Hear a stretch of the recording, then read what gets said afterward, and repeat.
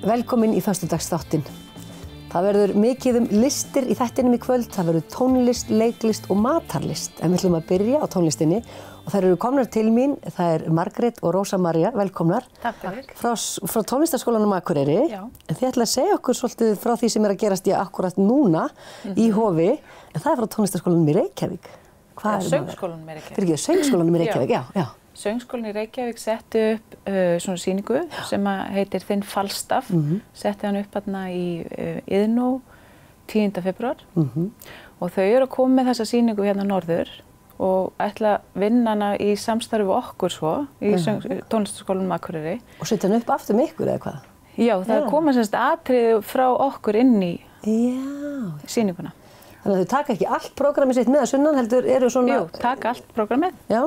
En hérna bæta okkur svo inn. Og bæta ykkur inn? Já, svoleiðis. Þannig að þetta er svona bólaraðan sem er fyrir norðan. Já. Og þú ætlar að syngja og taka þátt sem nemandi þar? Já, einmitt. Við erum 3 sem munum syngja með þeim einsöksatriði og þar að auki verða fleiri samnemendur okkar hérna, sérst hér fyrir norðan, sem að taka svo þátt í kóratriði líka. Þannig að það er alveg þó nokkuð mörg sem héðan sem að vera með í sýningunni í heild. Og eru búin að vera stífar æfingar svona saman eða koma þau bara samdægurs? Nei, þau koma bara í kvöld og byrjum að æfa í kvöld. Já. Allt svo, það er 50 dagur í dag, þetta ætla ekki að byrja að æfa á föstudagskvöldi? Nei. Já, bara æfing daginn fyrir sýningu og svo sýningadaginn og svo bara, Þannig að þið hafa eftir þetta svona í sikkur lagi og svo límið þetta saman? Svo smellir þetta bara saman, allir hittast. Og þetta er svona kokteill af alls kyns frábærum arri, þetta er svona kannski brotaði besta, hvernig myndir þú lýsa óperunni? Já, þetta eru svona hinnar bara ýmsu senur úr ýmsu óperum. Eins og oft er gert í svona nemendasýningu. Þetta er svona nemendasýning þar sem eða óperu, og þau kallar þetta óperuflækju. Og þar er verið að spinna söguþráð sem að þau hafa bara gert nemendur eða kennari í samstarfi við nemendur.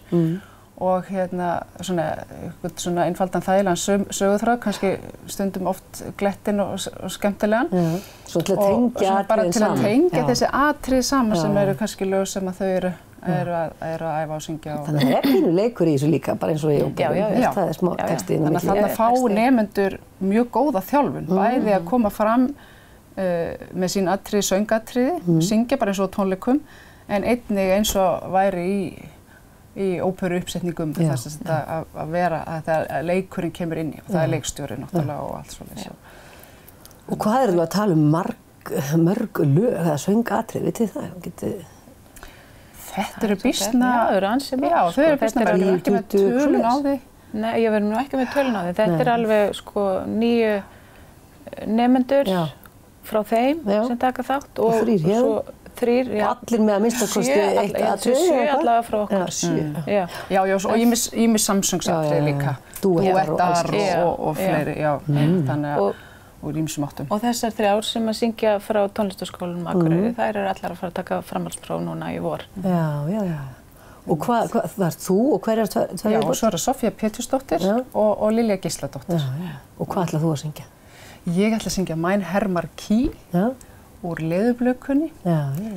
Og Er það krefjandi, erfitt, skemmtilegt? Ofsalega skemmtilegt. Leðurblökan er voðalega skemmtileg ópera. Og hress og skemmtilegt. Hún er stundu kölluð Hlátur-arían. Já, er það sú? Já, þetta er sú. Þá fara allir að tengja, við erum ekki að reyna að raula með hérna. En þarna verða bara fjölmörg atriði úr ýmsum óperum. Það er Mozart, það er Beethoven, það er Verdi, Bizzi og fleiri. Þannig að fullt af stórum, flottum nöfnum. Við vonum bara sem flesti séu mættir í Hof að horfa. En mér langar líka aðeins að forvitnast, þið eru líka í Jódísi, Já, mikið rétt.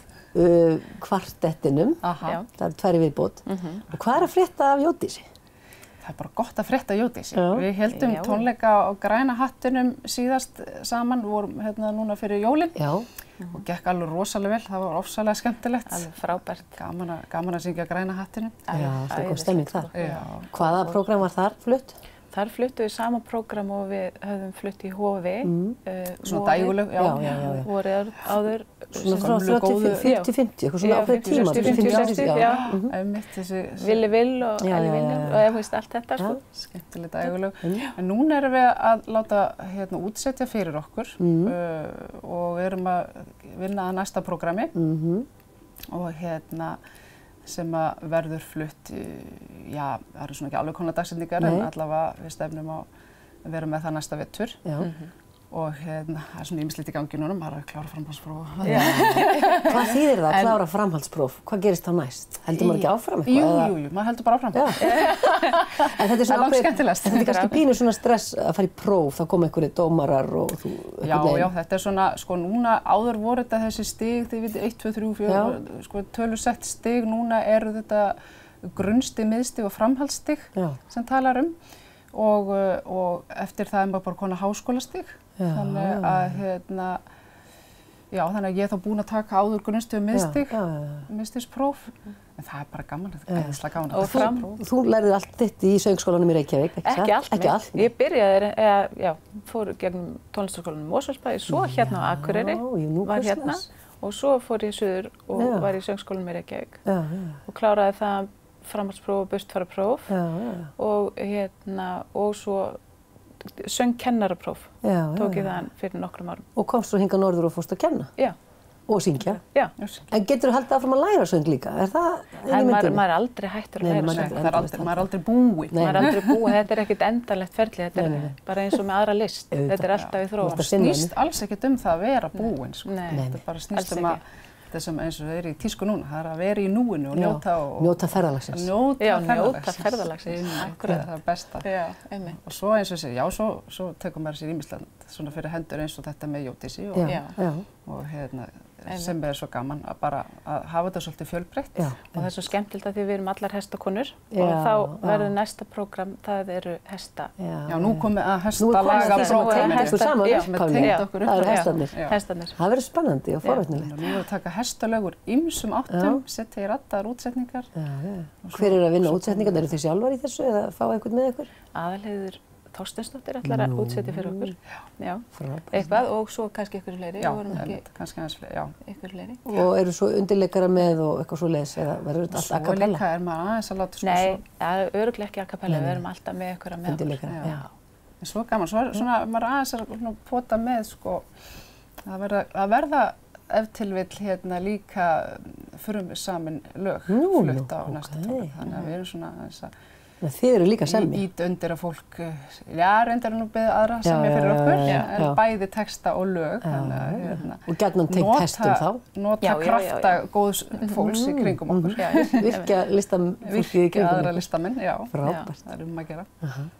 Bara kæra þakkir fyrir að koma í þáttinn og segja mig frá Falstaff og Jódísi og vonum bara að gangi vel í kvöld og sé húsfyllir og svaka stemming. Hlakka til að heyra næsta haust meira. Takk fyrir okkur.